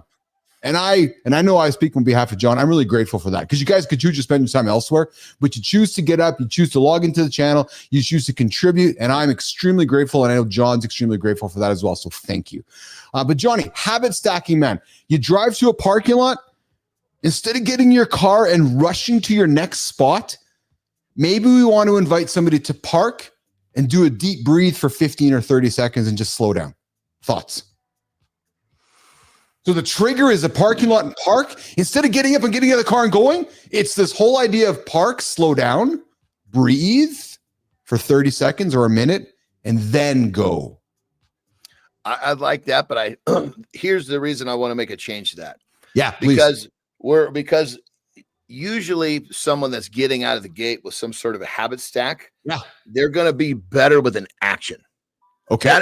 That's an action, but that's a really fucking difficult. Most people have a hard time with that. Yes. Now, yes.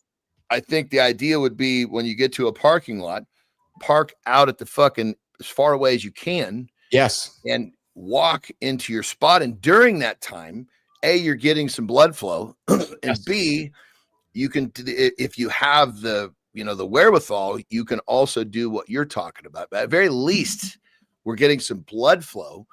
Then at that point, we know blood flow creates clarity as well. Yes. So I like that habit stack, but I think that would be for someone that's a little bit more advanced.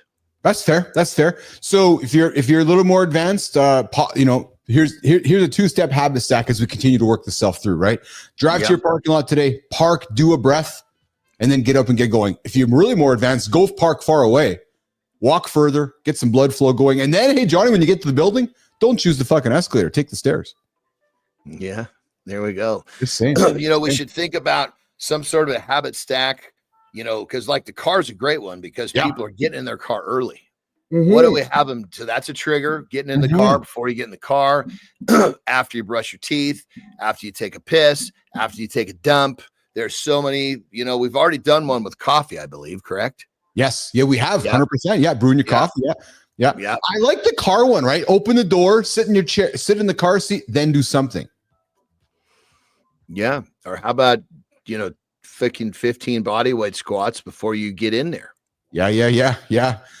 When we start talking about these things and we put them in that simple perspective, and I got to go back to the shower guy. Like if you get into your car 5 days a week and you do 15 body squat before you get in the car, that's 75 a week and you didn't even know it. Like it didn't even get in the middle of your life at all. Well, yeah, in generally speaking, to get someone out of the gate with the big picture, it's very difficult to have someone just get into this mindful state right out of the gate. That's kind of like step 2 or 3. But fair. Having them do something physical is such the barrier of entry is so low. Yeah. That makes sense. Like if you think about it, there's a lot of high level people, and I'm a perfect example. The manifestation, and that word is another one that fucks people up. The development, right? Yeah. Of your physical being is the first step of the development of your complete being. Yeah. Good time has a good one, Johnny. Get your water intake while in the car. Right. Maybe when you sit down in the car, you crush a little bit of water. I don't know. I'm just talking aloud here. Right. But he's like, hey, when you get in your car, like it depends how long your drive is. Yeah. Well, yeah. Exactly. What's up, Milky Beast? Mikey Beast. Good to see you in the comments here this morning. And Adam Holroyd. I didn't realize when I was younger, but I've always hung out with older people. It's the best way to learn and grow. Learn from others' experience. I agree, Adam. I'm the same way. It's funny, in high school, I was in grade 10, I was hanging out with the grade 11s and the grade 12s. Every year, all my friends were graduating. So by the time I got to grade 12, I was like this, Johnny. Where's all my friends? They've all graduated, right? So there we go. And then Mickey B says, drink water before you have your coffee. Yes, indeed. We're all about that. That's gotta be one right there. We'll add this one in later, but let's just tease it. Everybody wakes up, goes straight to the toilet. Take your piss and have a glass of water in that. You put it in there the night before. Yeah. So all you got to do is take your piss and drink that water down right now.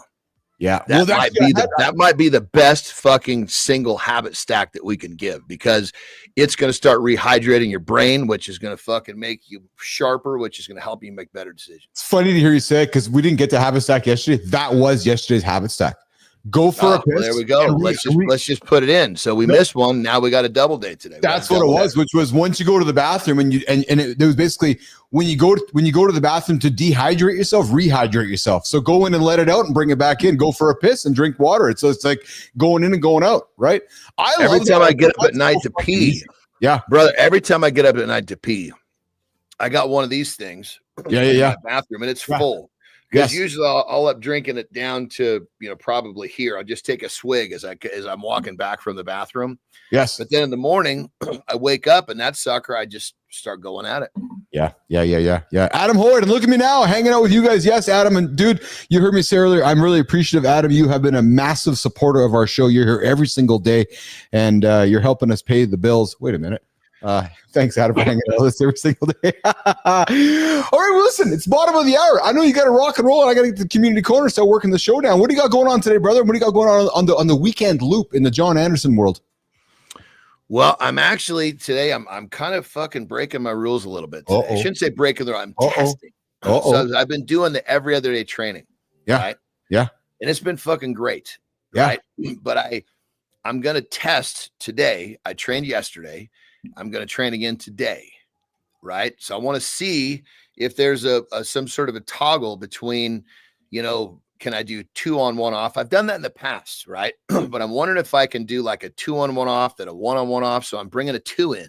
So today is going to be actually a leg day because I know I have tomorrow off. Because doing a leg day, like let's just say I was doing leg day today, then I was going to do upper body tomorrow. I know that would be, that would be a tough one for the following day. So I'm testing.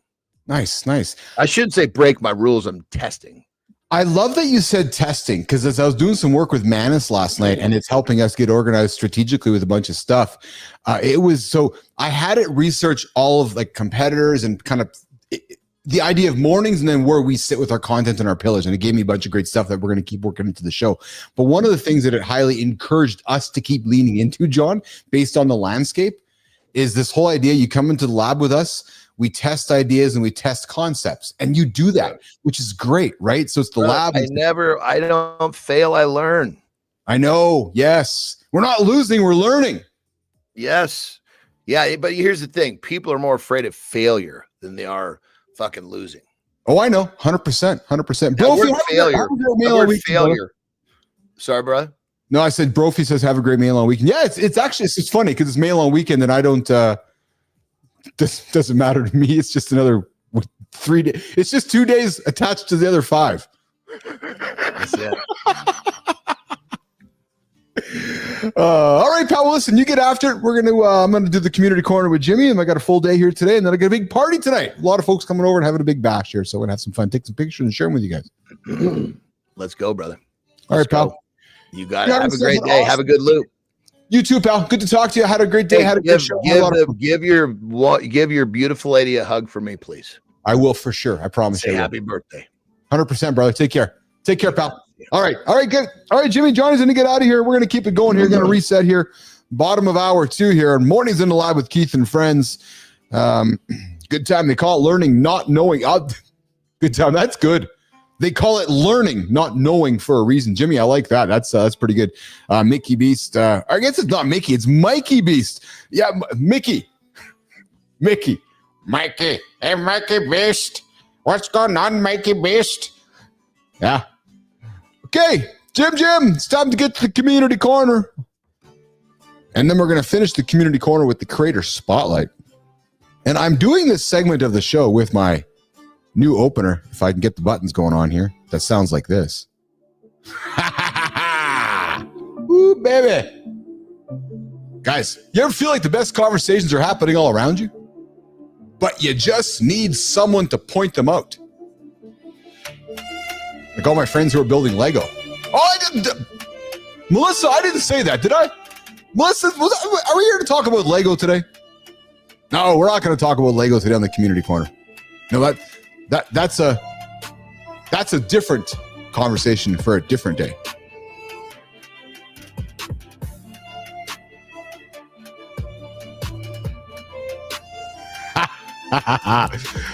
Yeah, I just saw the note, Melissa. I know. It's funny how I think we've had about 1,000 people on the show in the last year and a half. Yeah.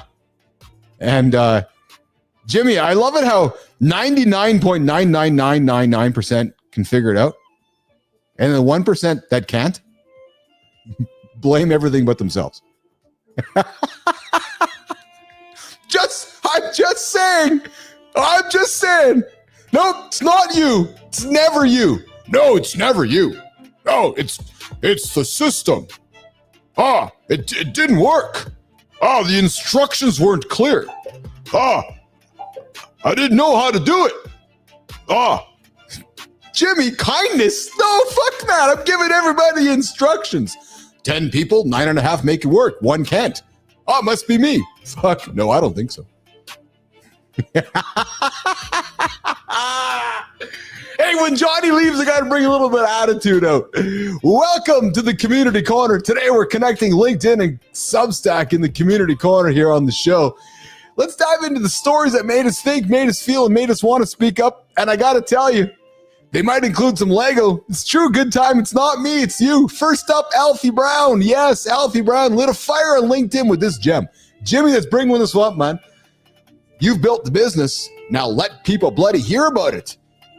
Alfie breaks down the fear of visibility, comparing media exposure to taking your pants off on a first date. Awkward? Yeah. Sure, but unforgettable? Yeah, if done right. Now, this hurt hard for anybody. This hit hard for anybody who's still building in silence. Business Athlete Nation, are you hiding behind your work hoping someone notices? Or are you getting after it on a daily basis? Because I'll tell you, Alfie's telling you it's not vanity, it's vital. Jimmy, let's continue on LinkedIn. Spotlight number 2, the power of Maureen's book. Jesse Itzler from LinkedIn shared how on the anniversary of his dad's death, he got a text from a friend, Maureen. I know it's going to be a tough day, she says. And then he wonders, well, how did she remember? Well, it turns out that Maureen keeps a book. Oh, I like this. Yeah. Not a planner, not a to-do list. A book of dates that matter to the people who matter to her. Birthdays, losses, milestones, wounds, wins. She doesn't rely on memory. She writes it down because remembering what's important isn't about having a good memory. It's about being intentional. And that's the takeaway from all of us. If you want to be the kind of person who shows up when it counts, don't leave it up to luck. Don't leave it up to luck, but keep a book like Maureen does. It's simple, it's powerful, and it'll make you the friend people never forget. All right, Jimmy, let's cruise on to Substack. We got a spotlight over on Kevin, a joke, a mirror, or something else entirely. Have you come across Kevin on TikTok? Yeah. He films himself wandering parking lots. He shares stories that feel raw, awkward, sometimes hard to follow. And he's sparked all kinds of reactions. Mockery, empathy, fascination. And instead of speculating, Kate Lindsay, she got on Zoom with him. And what she shared on her Substack embedded is something rare. What did she share? A real conversation. No edits, no spin, just Kevin unfiltered. She doesn't explain him. She doesn't excuse him. She just lets him be human. And that raises the question, when someone doesn't fit the narrative we expect, can we still just let them exist? Gotta be honest. It's one of the most honest things I've read in a long time. I invite you to check out the article titled, "We Need to Talk About Kevin" on the publication Embedded. Good time. I respect that, brother. Keep that book. Keep those people. March 1st, my birthday. May 16th, Lauren's birthday. Good time for next year. All right, Jimmy, let's go to number 2. Listening is a skill. What? Oh, Jimmy, I didn't hear that. What? Oh, listening is a skill. Yeah. Then there's the caring techies post. Getting people to listen is a skill. Yeah, you heard me. Getting people to listen is a skill. And no, it's not just about being louder. It's about clarity. It's about being empathetic. It's about framing your message to people so they want to hear it. The article digs into why communication breaks down. Like when we push our point without considering if the other person is even ready to hear it. You've been in those conversations, good time. You're talking to the person. They're not ready to hear they're not just ready to hear what you're about to say, but yet you're pushing it. You're like, no, hold on. I know something's coming, but I'm not ready yet. So we got to learn how to communicate. Like I talked yesterday, a good tennis match, back and forth, back and forth, back and forth, back and forth. A bad tennis match, just volleying on your side of the net. That's a bad conversation. If your message keeps bouncing off walls, maybe it's not your words. No, maybe it's your timing. Maybe it's your delivery. Or maybe it's what the other person needs is different in that moment. It's a practical read for anyone who wants to be heard and understood. I invite you to think out Karen Techie's post over on Substack. All right, Jimmy, let's keep it going, man. Movement is a gift. Finally, Darshak Rana hit us with a quick but powerful reminder. Being able to move your body and exercise is a gift. Don't take it for granted. It's not a grind, you guys. Don't fucking go to the gym today and say, I'm going to grind it out. No, I'm grateful that I'm in the gym today. I'm grateful to get to lift. I'm grateful to get to walk. Just some folks can't lift. Some folks can't do a bench press. They only got one arm. Some folks can't walk because they got no legs, but they still fucking get after it. Still get in the wheelchair and they go. So don't be grinding. Being able to move your body and exercise is a gift, as Darshak Rana says, and don't take it for granted. And that's it. That's the post. It's simple, it's true, and it's something we all need to hear. Because when progress feels slow or discipline slips, sometimes it stops. Sometimes it helps to stop chasing outcomes. You heard us talk about earlier on today about the numbers. Yeah.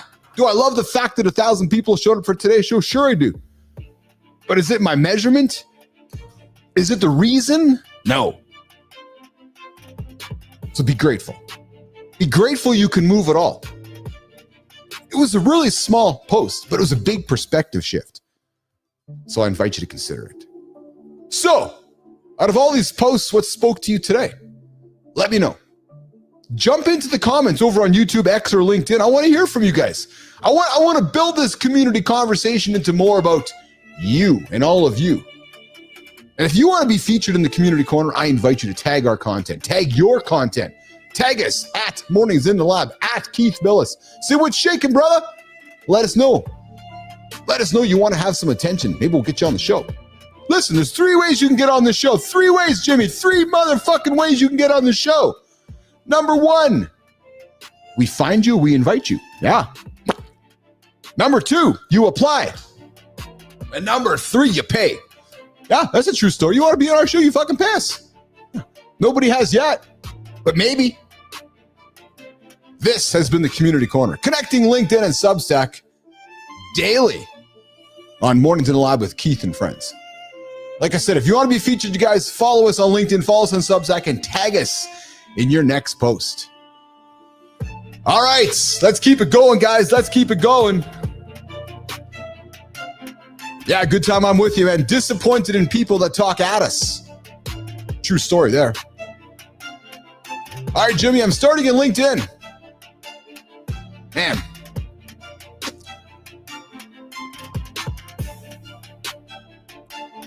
Good time you build it, they'll come. We're doing it every single day here. 8 o'clock Eastern time. Guys, you didn't start your business to spend 6 hours a day making content that doesn't convert, did you? I suspect not. You started to build freedom. You started to impact. You started to build a life on your terms. But now you're posting every day and you're still not getting the calls. Your systems are scattered and you feel stuck.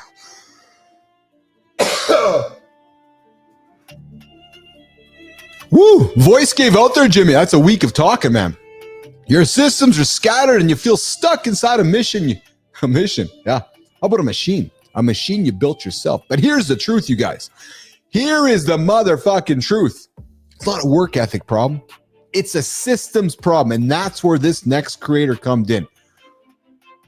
He burned out managing $100 million dealership operations. He walked away from the title, the team, and the golden handcuffs, and he built something better. He sure did. And the guy who's helped over 200 businesses generate $7 million without sacrificing their sanity, the guy builds lean, human-centered follow-up systems that turn browsers into buyers and keep them coming back.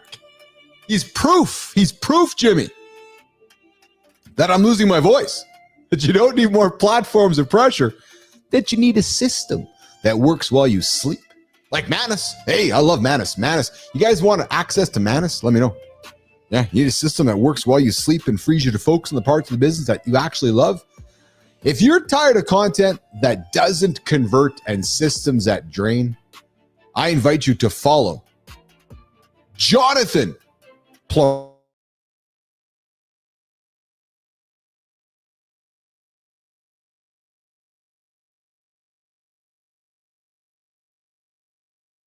Celebrating you this morning on Mornings in the Lab with Keith and Friend. Jonathan is the co-founder of Scaling Lean. And oops, I got a pause there. What was my pause? My pause was, I said Jonathan Plaransky. Yeah, I did. He's the co-founder of Scaling Lean. And he's the architect of marketing systems that scaled up burnout. Jimmy, did you get all that? Or did I lose it? Because apparently somewhere along the way, I might have missed it. The guy who helped over, Jimmy, I clearly skipped over that part of my notes. But hey, Jonathan, we are celebrating you here today, Jonathan Plaransky, and we'd love to have you on our show. Would love to have you on Mornings in the Lab with Keith and Friends every single day here, 8 o'clock Eastern time, to celebrate you, but most importantly, to learn about somebody in your orbit, learn about somebody in your stream, to celebrate them on Community Corner, Creator Spotlight, on Mornings in the Lab with Keith and Friends. All right, let's keep it rolling here. I got one more to do here this morning. One more spotlight to shine somebody on. You know, if the Jets play the next round, I think they're going to be playing Edmonton, and it's going to be another late series. Good time. So it's going to be interesting. Yes. Save the voice for the birthday party. Thanks. Good time. I'm good. Yeah. Well, here's the thing. I don't think I have to talk much throughout the day today. So I think I can be somewhat muted. Hey guys, why do some products blow up overnight while others quietly flop? And why does a $160 sneaker resell for $600 while similar ones sit untouched? And why do some brands, Jimmy, stay ahead while others get left behind? Why? Just why?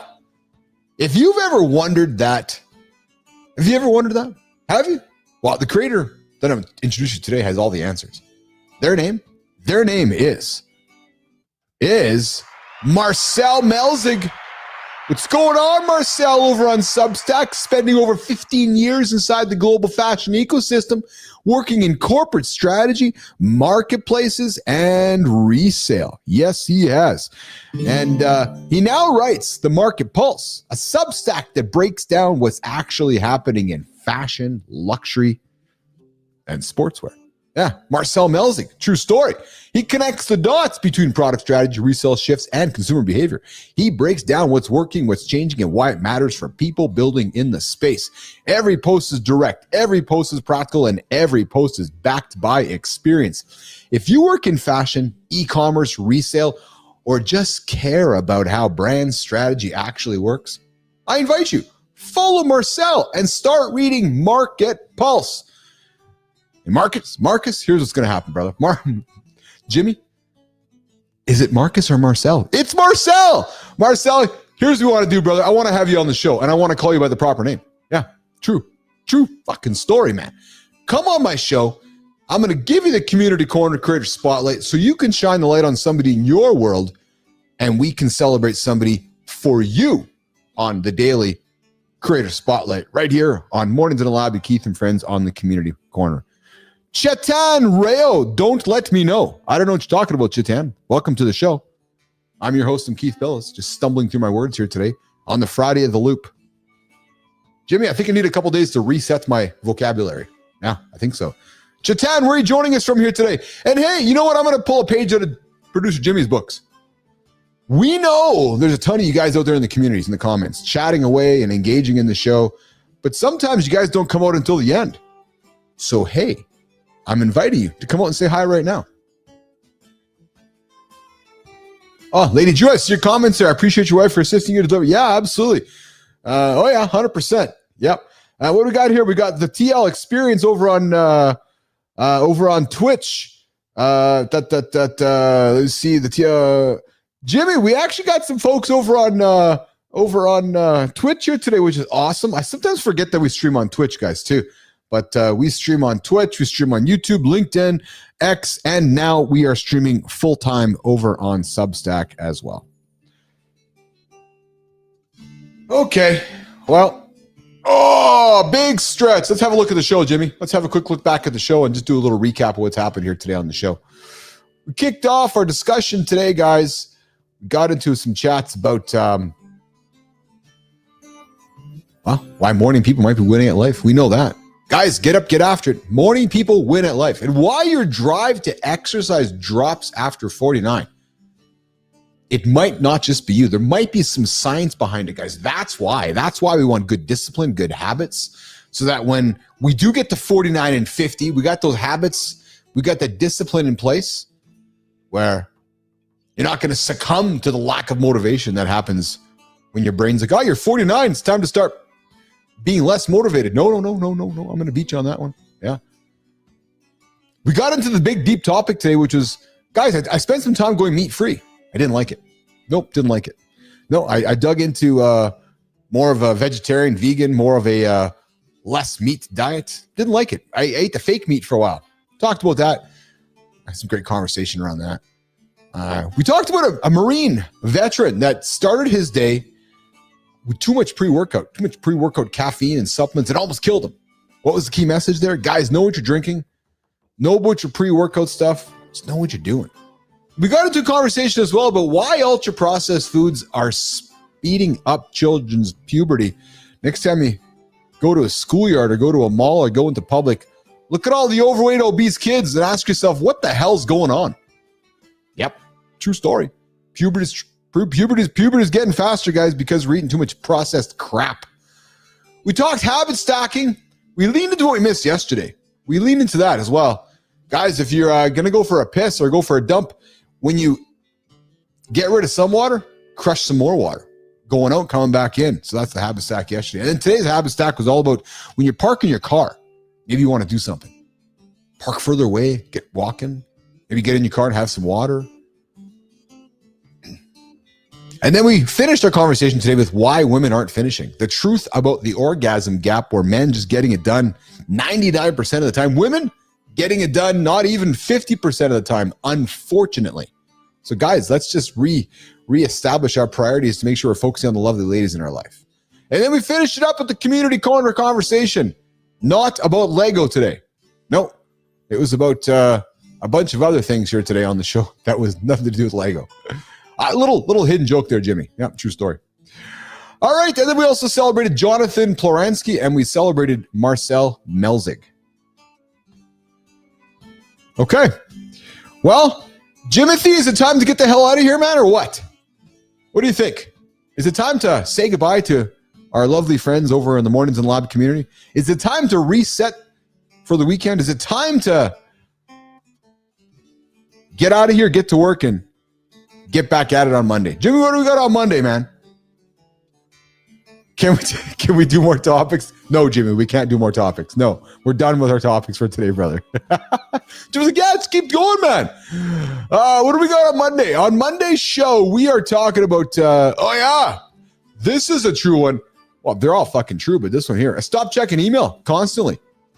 Here's what happened, and here's what improved. So on Monday, are you that guy that's just constantly checking email? Hey, Lady Drew, what's Substack? Substack is like X, Facebook. It's another social platform, but it's a network. It's all weaved together. So I'd invite you to check it out. Holroyd, have a good weekend, brother. I will see you on Monday. You have yourself a great weekend, and I appreciate you as well, Adam. You're always hanging out with us here on the show. Lady Drew, it's a publication. It's for blogging. It's for podcasting. It's for video casting. It's for tweet. It's a full-fledged publication platform. So I invite you to follow us inside.bappel.ai. But guys, we're talking on Monday about I stopped checking email constantly, and I did. I made a big point when I came back into the world about a year and a half ago just to stop living in email. Email will change and wreck your day. Yeah. You know why? As simple as this. Because when you're living in your email, you're living in somebody else's life. Let me say that again. When you're living in your email, you're living in somebody else's life. When you're living in your email, you're living in somebody else's tasks. When you're living in your email, you're living in somebody else's priorities. Get out of it. Reset it. Own your inbox. We're talking about it on Monday. Good time. I appreciate it, brother. I'm going to tell Lauren happy birthday. Enjoy the weekend. I appreciate it. I'm going to absolutely enjoy the weekend. Okay, well, we're going to get out of here, Jimmy. I'm wrapping it up, man. My bladder's telling me it's time to go. So, on behalf of producer Jimmy, Johnny, the whole gang, Good Time, Chet and Ray, Adam Holroyd, Mickey, Brophy, Lady Drew, the TL Experience, Lauren, Brophy, a whole bunch of you guys. I appreciate all of you guys hanging out with me this morning. And John, Mornings in the Lab with Keith, friends, we're back at it on Monday, like I said. And let's see here. We got a guest on Monday, Jimmy. We do. We got a guest on Monday. It is, let's quickly bring it up here. Yeah, we got Richard Lerner joining us on Monday on Mornings in the Lab with Keith and Friends. All right, let's do it. We'll see you guys Monday. Have a good one, guys. Have a great one. Have a safe weekend.